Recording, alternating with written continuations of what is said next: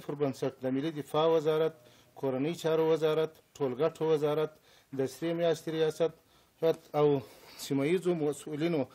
نو سره په همغږي زیانمنو ته رسېدنې شوې د ژغورنې او لټون عملیات، لومړني خدمات، بیړنۍ مرستې ویشل شوې او په ښه توګه مدیریت شوي دي. د دغو مرګوني سیلابونو له امله د روان کال د ثور له 20 نیټې څخه تر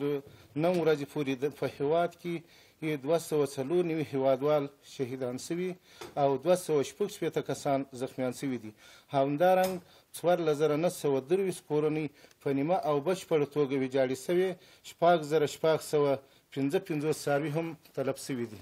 د هېواد په 14 ولایتونو کې د سیلابونو په راوتلو سره پیښو ته د رسېدو په چارو کې د دولت وزارت کاري ټیمونه په جدي لارښوونه وسو کولای چې تر امکان تر حده ټولې مرستې همغږې کړي او سیمې ته یې ولېږدوي او دا کار په ښه توګه ترسره شو. همدارنګه پیښو سره د مبارزې ولایتي رئیسانو ته لارښوونه وسوه چې په وخت سره د ولایت مقام تر نظارت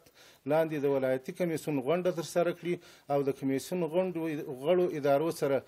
په همغږۍ د پیښو له امله زیانمنو ته ځانونه ورسوي او ورسره همکاري وکړي.